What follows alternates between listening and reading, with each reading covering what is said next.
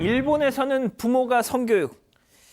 아, 진짜 가족 여러분, 진짜 이거 정말 진짜 열불 나는 또 뉴스를 본의 아니게 또 전해드리게 됐습니다. 이 기자 설명 좀 해주시죠.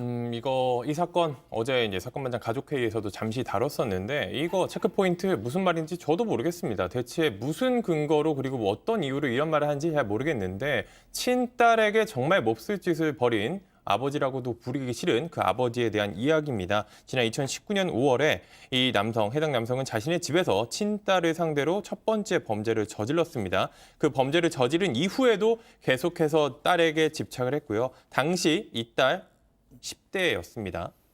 15살에 불과했는데 이 범행이 3주간 4차례나 벌어졌고요. 이 친딸에게 이런 몹쓸 짓을 한 이 친부라고도 부르고 싶지 않은데 그 이유를 저희 체크 포인트에서 본 것처럼 저런 이야기를 하면서 자신의 행동을 정당화했습니다. 자, 소장님, 이건 진짜 사람이 아니에요.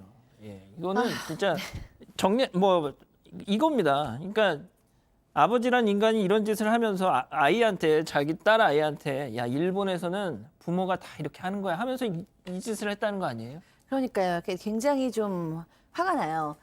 그러니까 맨 처음부터 작정을 한 거죠. 그러니까 아이한테 이 얘기를 어떻게 해줄지 미리 준비까지 해놓고, 그러니까 이게 본능적으로 우발적으로 일어난 것조차도 아니고, 그러니까 사람이 어떤 행동을 해놓고 그거를 정당화하려면 그 정당화하는데 어느 정도 시간이나 에너지가 쓰이잖아요. 그러니까 이 사람이 정당화하는데 시간도 쓰이지도 않고 어렵지 않았을 거예요. 자연스럽게 정당화가 됐을 겁니다. 왜냐하면 미리 다 준비해서 행동한 것이니까요.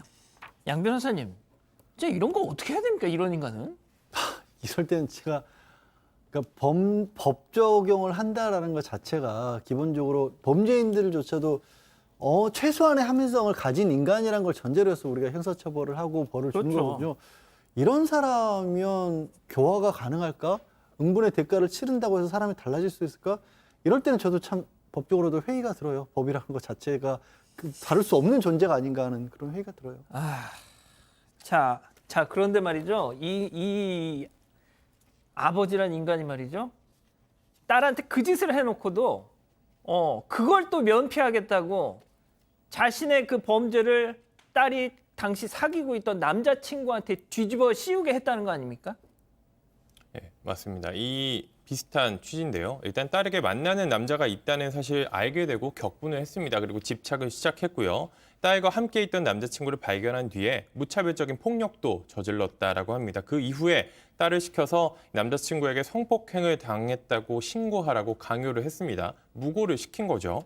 이 딸이 이를 거부하자 더 높은 수의 협박이 이어졌고 결국 딸은 이 아버지라는 사람이 시키는 대로 할 수밖에 없었습니다. 그래서 이 딸이 만나던 남자를 성폭행범으로 몰아갔고요. 그 이후에도 3차례나 더 범죄를 저질렀습니다. 자, 소장님, 그런데 여기서 좀 드는 의문점 하나가 딸 아이 입장에서는 남자친구도 소중했을 텐데 이런 아버지란 인간이 시킨다고 그 아이는 왜 그런 선택을 할 수밖에 없었을까? 저는 이 나이 때 아이 중에 도대체 몇 명이나 이런 아버지한테 반항을 하고 이런 행동을 당했을 때 내가 정신을 똑 차리고 지금의 남자친구가 더 중요하니까 지금의 남자친구를 내가 지키고 신고를 하겠다라는 생각을 할 수 있을까 생각하거든요. 그러니까 지금 엄마가 없는 상태에서 아빠가 지금 기르는 아이죠. 이 아빠가 지금 일본에서는 이렇게 성교육을 해. 이런 식으로 어렸을 때부터도 잘못 자기의 이익을 위해서 소유물이라고 생각하고 이용을 해온 겁니다. 잘못 가르치면서. 우리가 뭐 얘기하는 글루밍 성범죄 외부에서 만난 남자들한테도 그걸 노를 잘 못하는데 이게 아버지였다라고 생각하면 글쎄 저는 거의 심리적으로는 한 거가 어려운 불능 상태 아니었을까 생각해요. 그렇군요. 자, 손 변호사님, 그런데 말이죠. 정말 어떻게 보면 이게 묵혀질 뻔했던 이 범죄가 딸이 임신을 하면서 밝혀진 거잖아요. 그렇습니다. 이게 어찌 보면은 참 이런 경로로라도 밝혀져서 다행이다라는 생각이 들기도 하는데요. 이 남자친구를 무고했잖아요. 강간범으로 이제 무고했습니다. 그 다음에 성범죄의 피해자가 된 거니까 이제 딸이 성폭행 피해자 의료 지원을 받았습니다. 당시 간호사가 이제 여러 가지 질문들을 한 거죠. 상황을 파악했는데 그때 이 딸이 이제 본인의 몸 상태에 대한 얘기를 했거든요. 그런데 이걸 듣고 보니까 좀 이상한 겁니다. 그래서 당시에 간호사가 바로 임신 테스트 했는데 임신한 걸로 이제 밝혀진 거죠. 그러니까 이제 이 딸이 그동안 아버지에게 당한 피해 사실을 그제서야 털어놨습니다. 그리고 이 남자친구를 신고한 것도 아버지가 강요해서 마지못해 허위 신고했다고 이제 실토했는데요. 그 후에 실제로 이 당시에 그 남자친구의 성폭행 증거로 제출됐던 그 속옷에서 아버지 DNA가 나왔습니다. 결국 이 아버지가 성폭행을 한 것으로 보고 이제 수사가 속도를 내기 시작했습니다. 지금 우리 가족 여러분들이 정말 그냥 그 탄식만 쏟아내고 계세요. 듣기도 힘들다고 이 방송 내용을.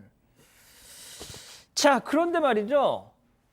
이 아버지란 인간 역시나 이럴 줄 알았습니다. 딸 이 성폭행 사건을 수사하던 중에 다른 미제 사건의 무언가가 나왔다면서요. 보통 이 성범죄 사건에서 DNA가 발견이 되면 이게 누구 건지는 모르지만 어떤 사람이 발견이 돼서 다른 DNA랑 맞췄을 때 동일인이라는 건 확인이 가능합니다. 그래서 어떤 범죄, 성범죄가 이뤄지면 그 DNA를 법에 따라 보관을 하거든요. 이거를 보존을 하고 있는데 이 딸을 성폭행한 아버지의 DNA가 이 딸에 대해서 수사를 하는 과정에서 속옷에서 검출이 돼서 이 DNA가 발견이 됐는데 다른 사건의 DNA와 일치하는 것으로 드러났습니다. 그게 15년 전 사건이었는데요. 이 성폭행 미수 사건이었던 건데 이 당시 17살에 불과했던 한 학생을 길거리에서 데리고 가서 성폭행을 저지르려고 했다가 천만다행으로 이 피해자가 벗어났습니다. 그래서 미수에 그쳤는데 이 장기 미제로 캐비넷 속에서만 잠들었던 이 DNA가 이 딸에게 대한 성범죄를 저지른 과정에서 새로운 DNA가 발견되면서 동일인이라는 게 확인이 돼서 추가로 새로운 사실이 밝혀졌던 겁니다. 양 변호사님, 이 15년 전 사건이면 공소시효 이거 괜찮나요? 처벌할 수 있었어요. 그러니까 이게 미성년자 같은 경우에는 이 신고 자체를 한다는 게 어렵지 않습니까? 그렇죠. 예. 그렇기 때문에 성년이 된 이후부터 공소시효가 정지를 했다. 성년이 된 이후부터 공소시효가 갔기 때문에 이 미제 사건 같은 경우에도 이 딸에 대한 강간과 함께 재판에 넘겨져서 처벌을 받았습니다.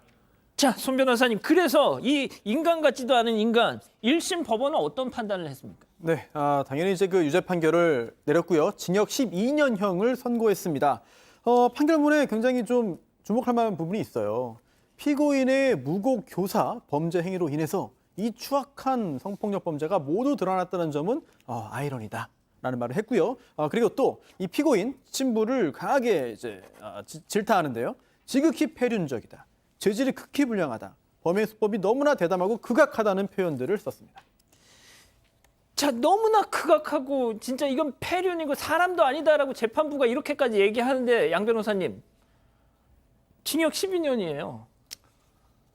저 이 사람 이 형사 전력이 또 많거든요. 더군다나 성범죄로 여러 차례 거듭 처벌을 받았는데도 왜 안 고쳐졌을까요?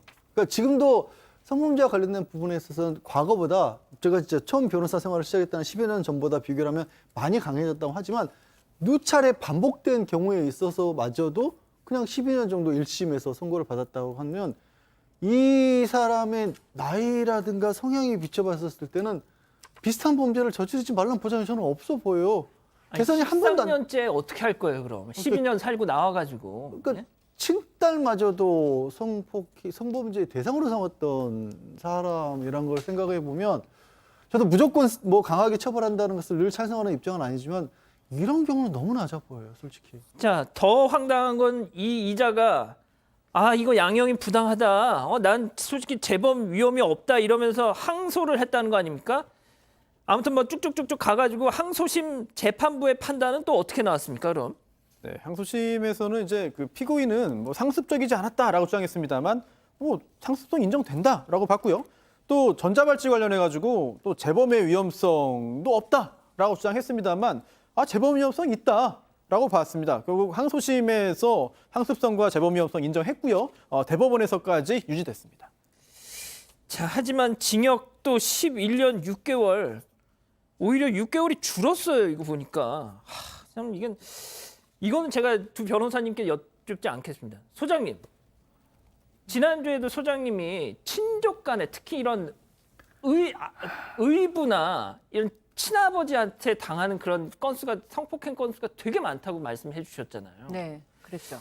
아니 근데 정말 이게 12년, 13년 극악하고 뭐 폐륜이고 막 잔뜩 그렇게 판결문에 써놓고 12년 이렇게 하면 진짜 우리 가족 여러분 진짜 황당해 하십니다, 지금. 저는 확실하게 얘기할 수 있는, 예언할 수 있는 게 있어요. 12년 후에 나와서 이 남자는 자기 딸 분명히 찾습니다. 100% 씁니다. 왜냐하면 아버지들이 가족 폭력이나 이런 성범죄를 저지른 사람들 뼛속 깊이 내 딸이나 내게 맡고 있었던 그 아내에 대한 소유욕이 있어요. 굉장히 그들은 나의 소유물이야라는 생각이 있기 때문에 이런 상황이 된 걸 받아들이지 못할 거고요. 형을 살고 나와도 마음속에서는 그들이 나에게 감히 이렇게 해라고 얘기하고 다시 되돌리고 싶을 거예요. 그래서 어떻게든지 딸을 찾고 싶을 거기 때문에 저는 12년 너무 짧다라고 생각하고 그거에 더해서 이 딸을 보호해 줄 수 있는 어떤 사회의 어떤 역할을 고민해 봐야 된다고 생각합니다. 알겠습니다. 첫 번째 법 이렇게 마무리하고요.